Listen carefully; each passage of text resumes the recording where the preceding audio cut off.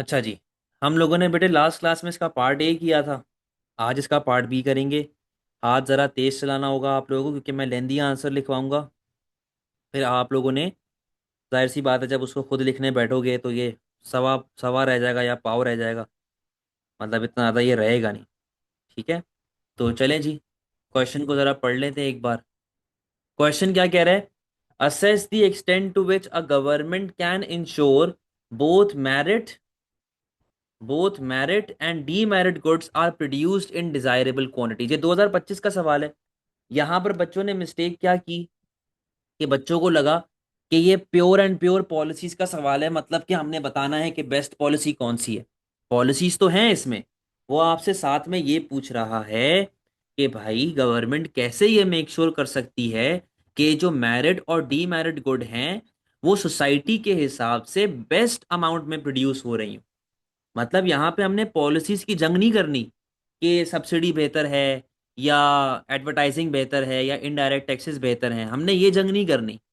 हमने ये देखना है कि भाई हमें फायदा किस में हो रहा है, कि गवर्नमेंट किस तरीके से उसको साथ लेके चल सकती है और सोशली ऑप्टिमम लेवल पे प्रोडक्शन कर सकती है। तो इसकी जरा मार्क्स की में एक मर्तबा हम लोग अगर देख लें। दो बात क्यों है ये?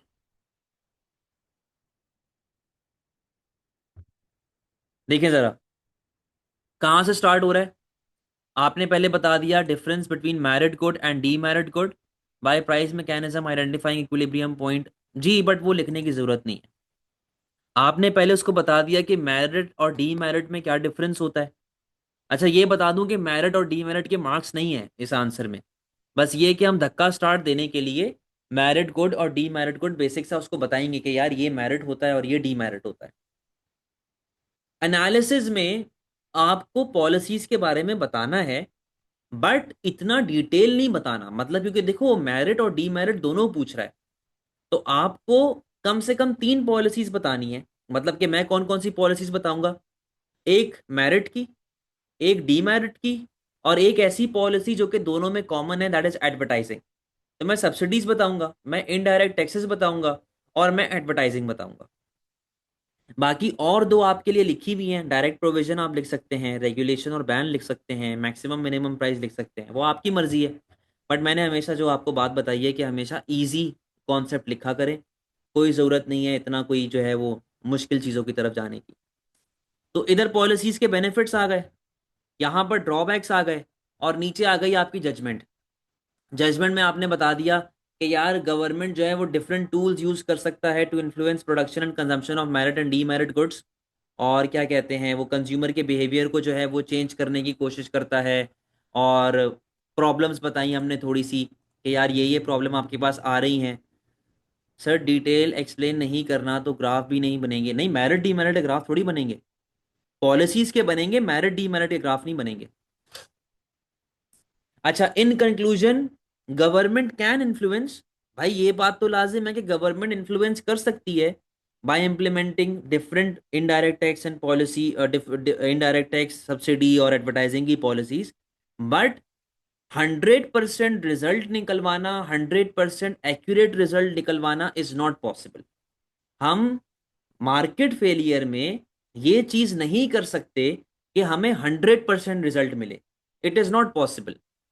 तो आपकी जजमेंट किस बेसिस पे है कि हाँ इन्फ्लुएंस कर सकती है, बट हमेशा एक्यूरेट रिजल्ट का मिल जाना is not necessary. Perfect result नहीं आपको मिल सकते। तो बेस्ट अप्रोच क्या होनी चाहिए? कॉम्बिनेशन ऑफ पॉलिसीज लेके चले, कि मैरिट के अंदर दो तीन पॉलिसी लेके चलो, डी मैरिट में दो तीन पॉलिसी लेके चलो। आप किसी हद तक करीब करीब पहुंच जाएंगे, बट आप 100% प्रॉपर रिजल्ट्स नहीं निकलवा सकते। तो ये आपकी होगी जजमेंट। ठीक है। तो बेटा इस तरीके से हम लोग अपने आंसर को लेके चल रहे होंगे और हम लोग अपनी कहानी जो है वो एक्सप्लेन कर रहे होंगे। ठीक है। तो आओ जरा हम लोग अपना यहाँ पे आंसर लिखना स्टार्ट कर रहे हैं। हाथ थोड़ा तेज चलाइएगा, टाइम कम है हमारे पास।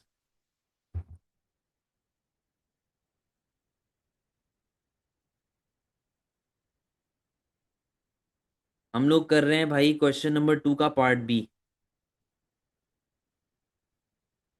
2 का पार्ट बी। चलें जी, लिखना स्टार्ट करें। Merit goods are the goods. अरे यार ये पता नहीं बहरा है क्या है इसको मसला।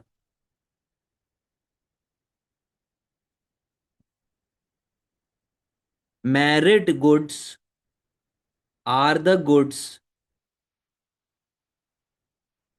which create positive externality,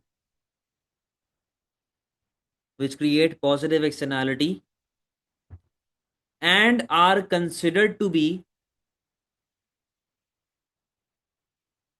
desirable by society. Full stop.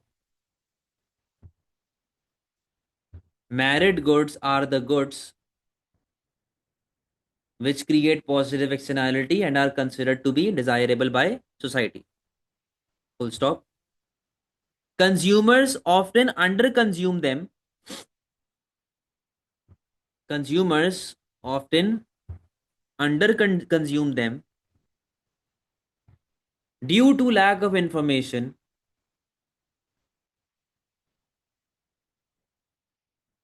about private and external benefit of such goods.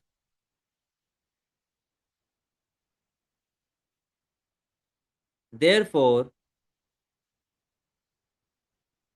the consumption and production of merit good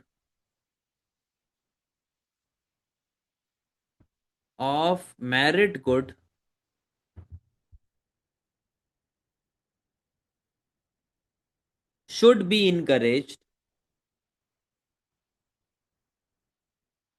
For example, education, healthcare,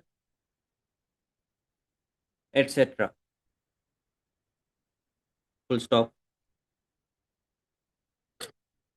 Demerit goods, on the other hand, demerit goods, on the other hand, create negative externality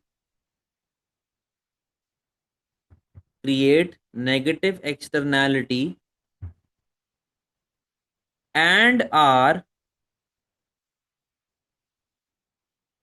undesirable for society. Full stop. Due to their addictive nature, due to their addictive nature, these goods are overconsumed,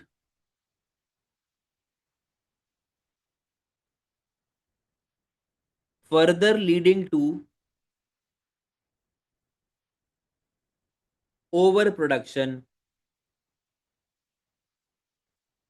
For example, cigarette, comma, alcohol, etc. अब ये देखें भाई, बिल्कुल हमने ना उसको introduction दे दिया है।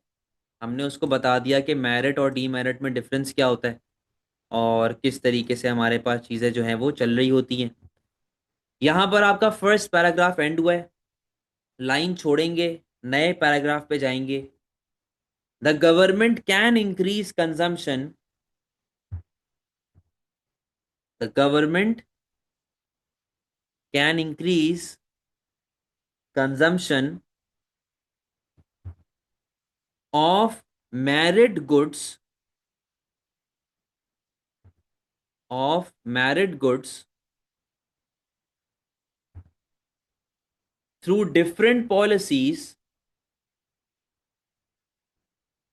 through different policies, and subsidy is one of them. Full stop. And subsidy is one of them. The government can ensure, या बल्कि नहीं, ये लाइन काटे।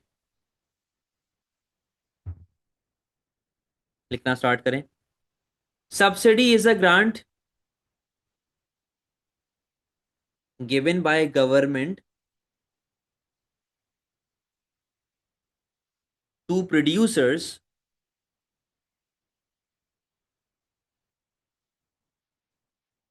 that reduces cost of production, comma, and encourage producers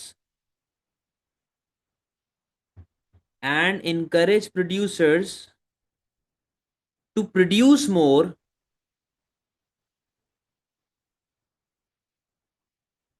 reducing overall price as shown in diagram 1, full stop। अब हम लोग यहाँ पे क्या करेंगे, पीछे हमने डायग्राम्स बनाई हुई हैं, हम ये सारी डायग्राम्स उठा के उधर कॉपी पेस्ट कर देंगे। सारी डायग्राम्स एक साथ बना लें, सारी डायग्राम्स। अभी पेंसिल स्केल वगैरह इतना यूज नहीं करो, टाइम थोड़ा सा कम है, तो बस तेजी तेजी से पेन से डायग्राम बना लें।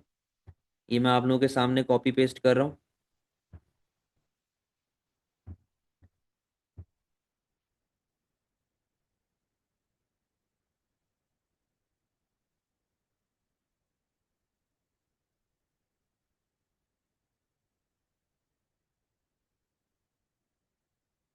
ये आपकी डायग्राम्स आ गई हैं। इन सबको बस मेंशन कर दें, डायग्राम 1, डायग्राम 2 एंड डायग्राम 3। ये बस इधर मेंशन कर दें, जल्दी से डायग्राम बना लें।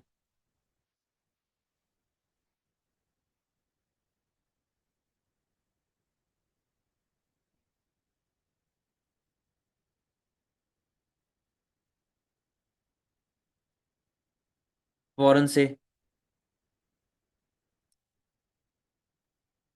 2 मिनट हैं आपके पास।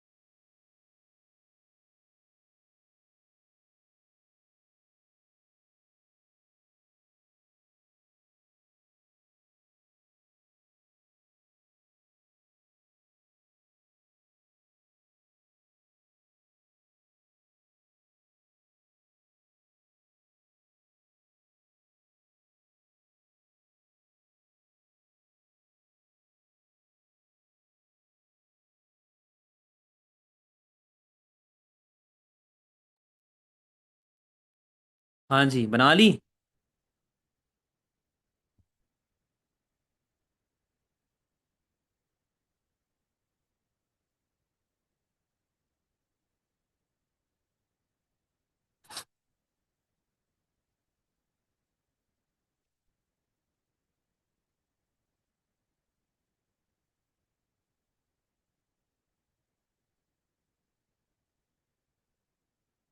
जी भाई।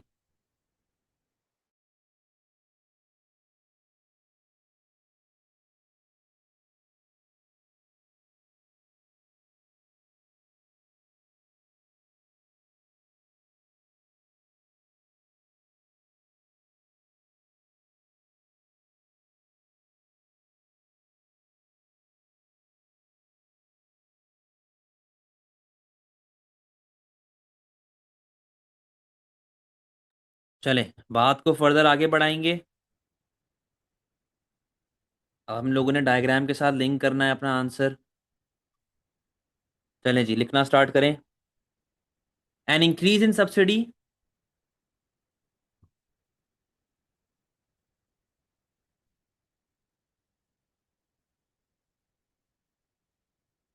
For married good, an increase in subsidy for married good will shift supply curve rightwards, will shift supply curve rightwards,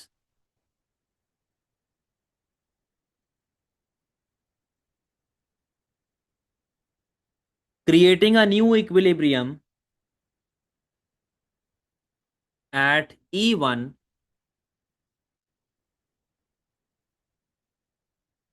and reducing overall price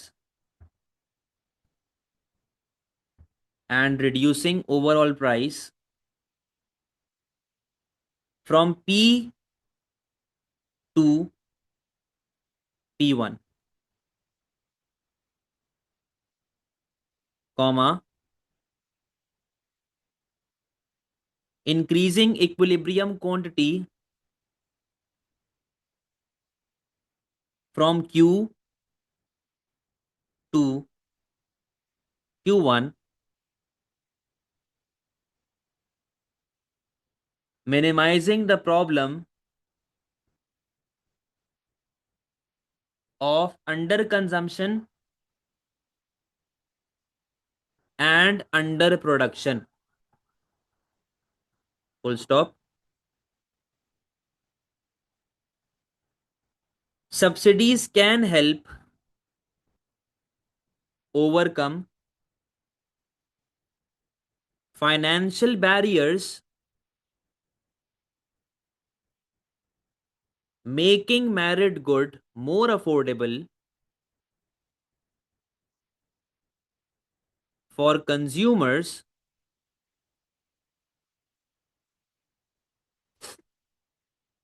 encouraging them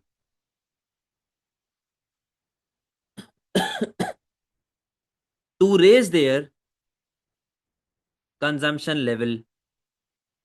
Full stop.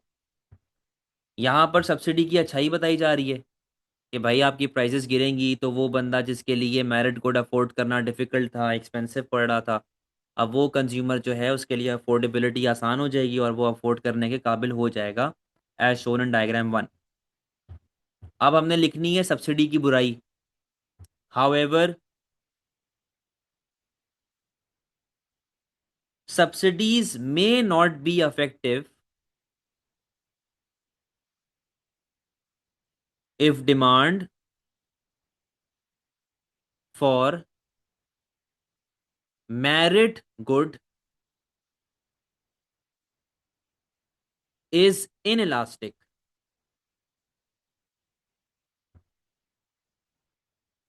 For example, medicine। यहां पर मैं ये बता रहा हूं कि भाई अगर आपके जो भी प्रोडक्ट है उसकी डिमांड इनइलास्टिक है और गवर्नमेंट आपको सब्सिडी दे रही है, तो उससे आपकी डिमांड पे कोई अफेक्ट नहीं पड़ेगा। यार लॉजिकली सोचो ना, अगर गवर्नमेंट ने प्लास्टर कराने पे सब्सिडी दे दी कि भाई अगर प्लास्टर 1,000 रुपए का होता था, अब प्लास्टर होगा 500 रुपए का, सही है?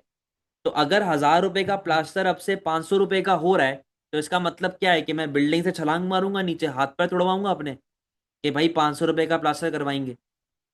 या अगर गवर्नमेंट एजुकेशन पे सब्सिडी देती है और आप लोग अपना ओए लेवल कर चुके हैं और अब गवर्नमेंट सब्सिडी दे रही है, तो क्या आप वापस से पढ़ाई शुरू करोगे क्या?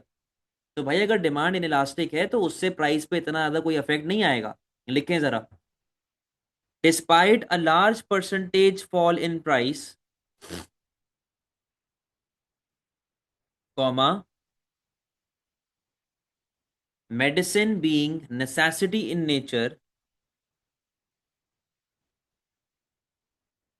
demand will rise by a very small percentage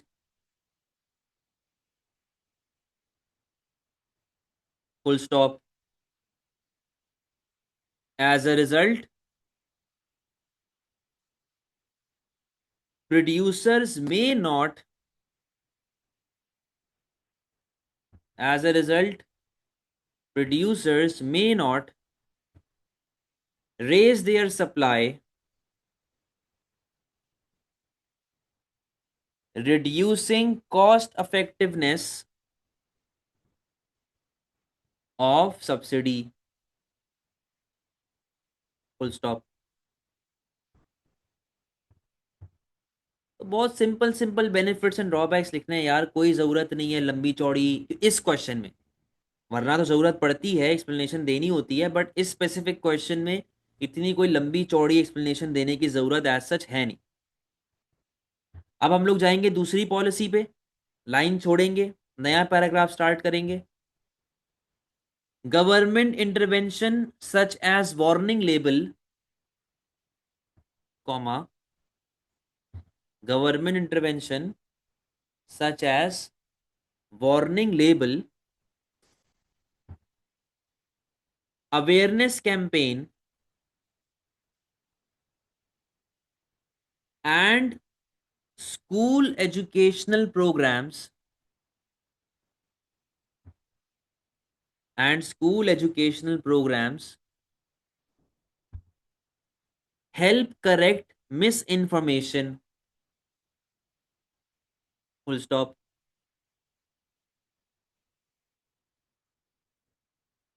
government can take Government can take help of advertising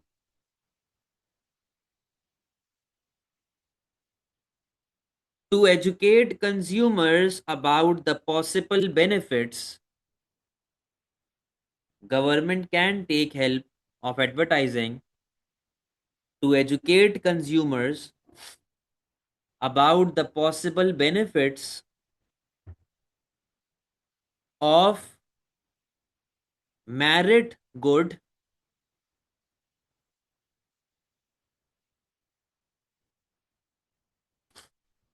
which will encourage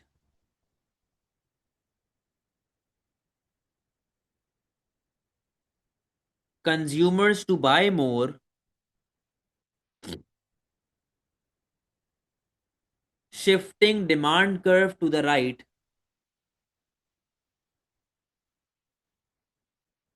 as shown in diagram D3, full stop.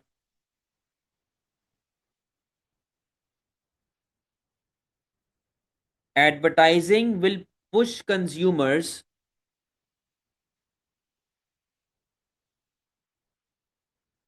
towards a healthier behavior,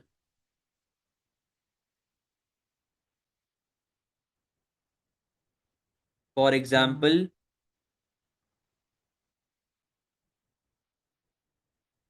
eating more healthy food, eating more healthy food, or increased vaccination rate, full stop. However, advertising is a time consuming process,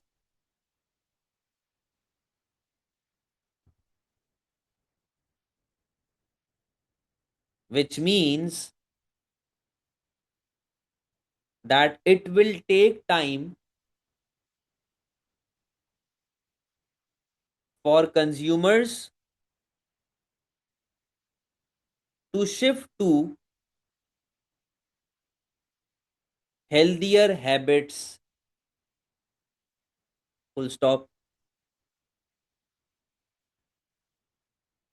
Even with awareness campaigns,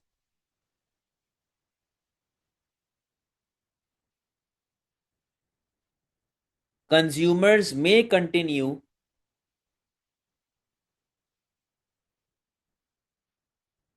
unhealthy behavior due to culture, comma, habit और addiction,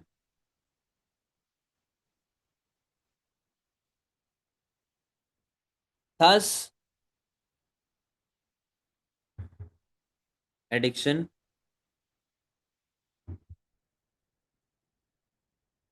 demand में not shift, thus demand may not shift significantly, making policy ineffective, full stop.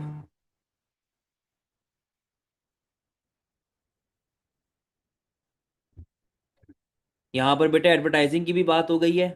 किस तरीके से कहानी start की हम लोगों ने ओवरऑल कहानी इस तरह स्टार्ट की कि मैरिट गुड क्या है, डीमेरिट गुड क्या है, गवर्नमेंट क्या क्या पॉलिसीज लगा सकता है। पहली पॉलिसी हमने लगा the subsidy.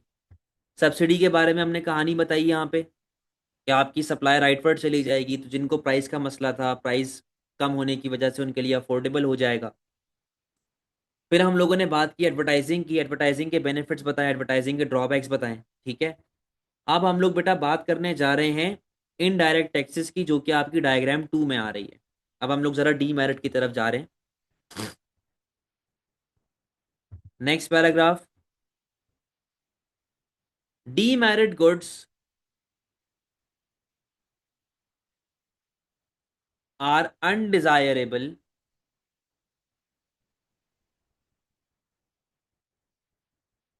so the government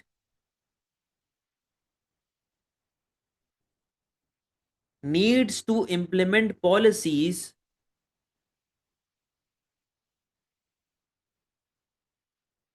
which discourages producers,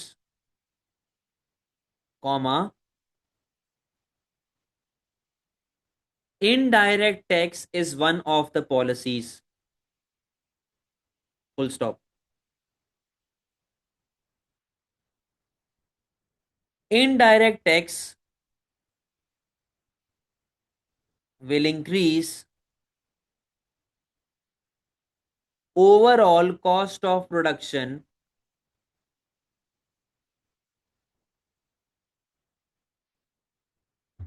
indirect tax will increase overall cost of production,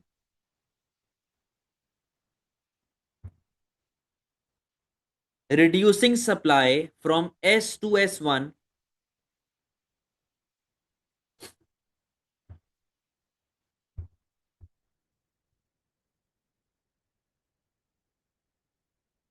as shown in diagram 2, full stop.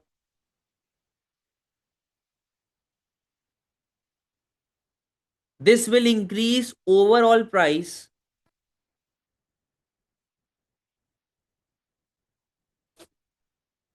contracting demand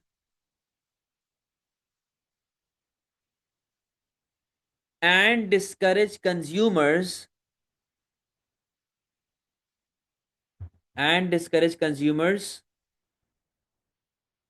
to buy such goods,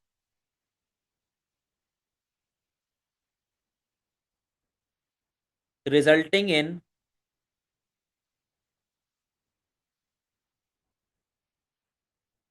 minimization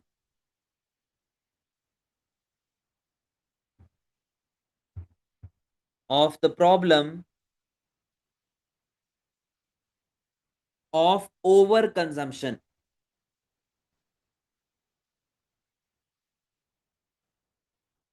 full stop.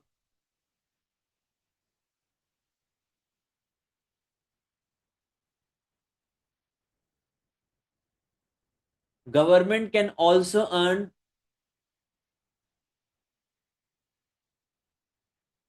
tax revenue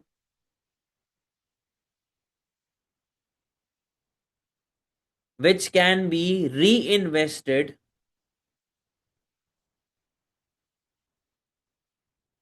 for the betterment of society, full stop. यहां पर indirect taxes के benefits आ गए। Next paragraph, however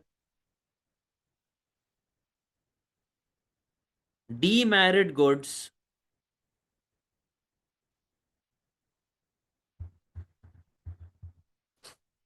are addictive in nature and have an inelastic demand.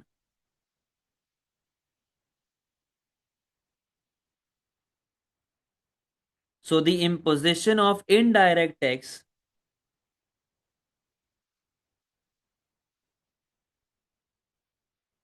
will not reduce overall demand,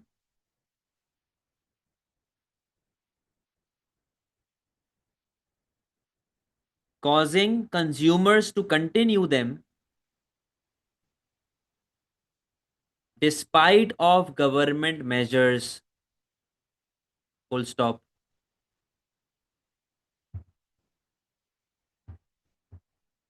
यहाँ पर बेटा आपका AO1 और AO2 जो है वो दोनों बड़े प्यारे तरीके से जो है वो हो चुका है।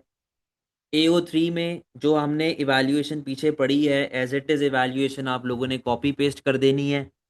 तो यहाँ पर आपका जो है पूरा 12 मार्क का आंसर कंप्लीट हो जाएगा। रुके मैं ज़रा इसका फॉन्ट साइज बड़ा कर दूं।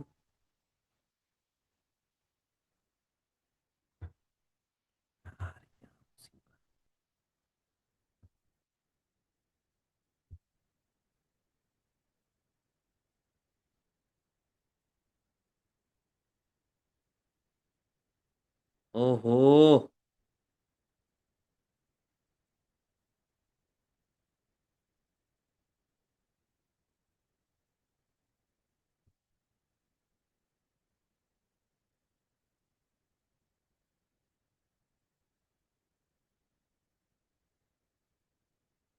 2 मिनट दें इसको, मैं ज़रा सीधा करूं पहले।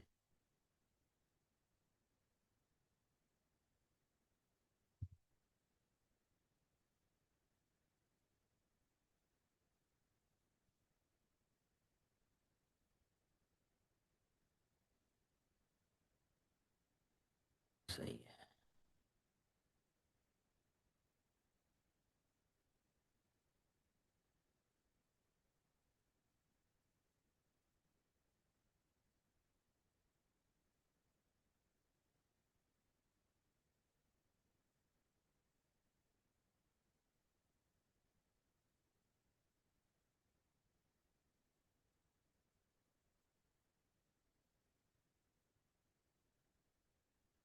सही है, जो था पहले दिमाग खराब। सही है भाई, तो यहाँ पे आपका जो है वो खत्म हो जाता है आंसर। ये आपकी वैल्यूएशन आ गई। और ये इस तरीके से बेटा हमने अपना पूरा जो 12 मार्क का आंसर है वो कंस्ट्रक्ट कर दिया है। सर इसमें नॉलेज के मार्क्स कितने हैं? 2 मार्क बेटे नॉलेज के हैं।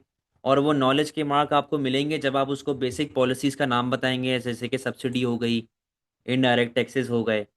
तो यहाँ पर आपको जो है वो मार्क्स मिल रहे होंगे नॉलेज के। ठीक है। अब मैं आपको एक एग्जाम का आंसर दिखाता हूँ जो एक बच्चे ने लिखा था। और एक बहुत ही बुलशिट आंसर लिखा था उसने। इसके आए हैं कितने मार्क्स? 2 मार्क आए हैं इसके मेरे ख्याल में। हाँ नहीं, 3 मार्क हैं, ये दूसरा है। 2 मार्क वाला दिखाता हूँ। हाँ इसके 2 मार्क हैं।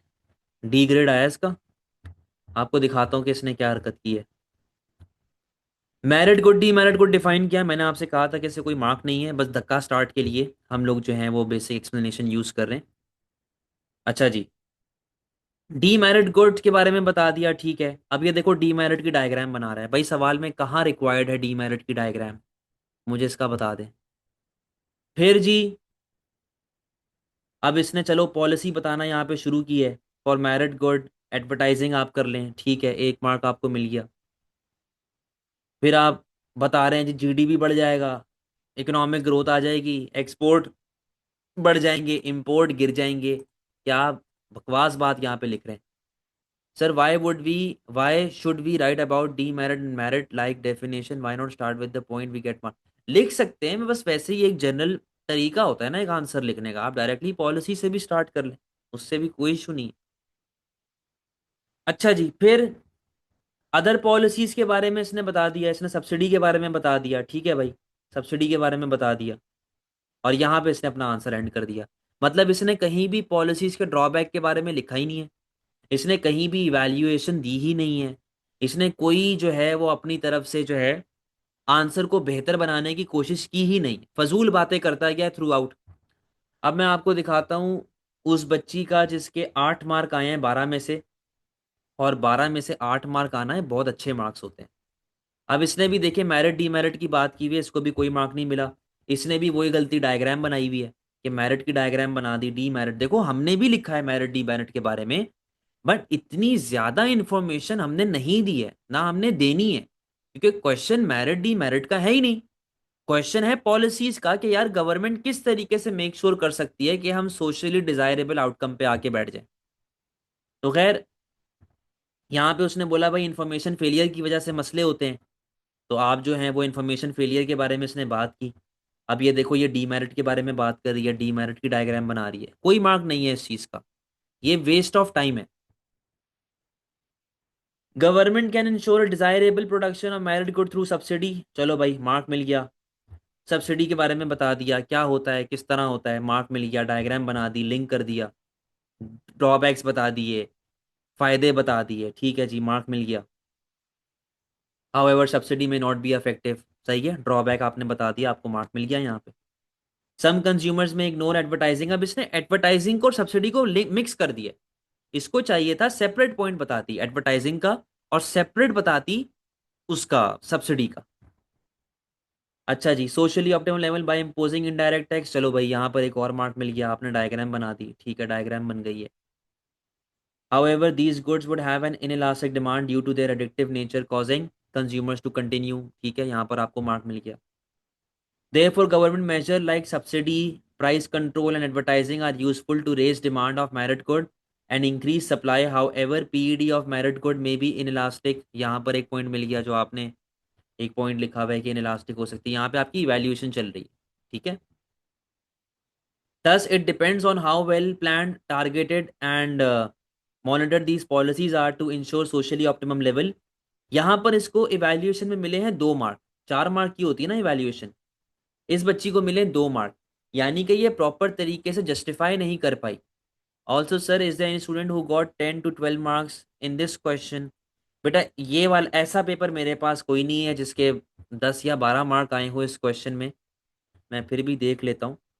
अच्छा, अब इसके कंक्लूजन में मसला पता है क्या है, जो क्वेश्चन में बात थी कि क्या गवर्नमेंट हमेशा सोशली डिजायरेबल लेवल पे जा सकता है, वो पॉइंट ना इसने सही नहीं लिखा हुआ। जैसे कि हमने बताया ना कि नहीं भाई, सोशली डिजायरेबल लेवल पे नहीं जा सकता, वो बात इस बच्ची ने मिस कर दी।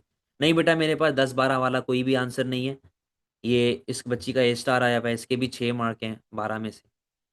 हालांकि मैक्रो में बच्चों ने बड़ा अच्छा आंसर लिखा हुआ है, मैक्रो में फुल फुल मार्क्स भी लेके आ रहे हैं बच्चे, तो ओवरऑल मैक्रो का रिस्पॉन्स काफ़ी बेहतर था। तो भाई कहाँ गया वो पेपर जो हम कर रहे थे, सही है, तो ये बेटा आपका आंसर था, ये आपकी इवैल्यूएशन आ गई, हमने देखो बता दिया उसको कि वो गारंटी नहीं कर सकता कि प्रॉपर रिजल्ट आपको मिलेंगे, ठीक है। व्हाट इज NR कहाँ पे लिखा हुआ था,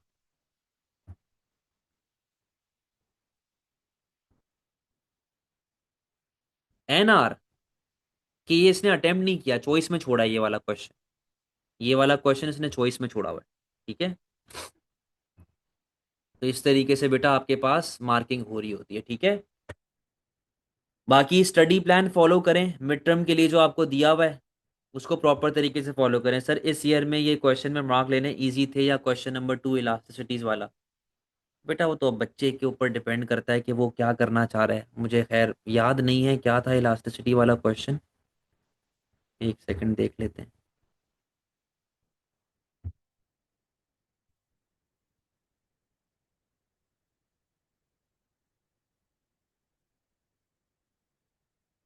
ये वाला क्वेश्चन ज़्यादा आसान था, क्वेश्चन नंबर 2B, अब जो समझ जाए उसके लिए आसान था, क्वेश्चन नंबर 3B थोड़ा सा टेक्निकल है, तो इसलिए 2B ही बेहतर था। ठीक है भाई, जा सकते हैं, अल्लाह हाफिज़।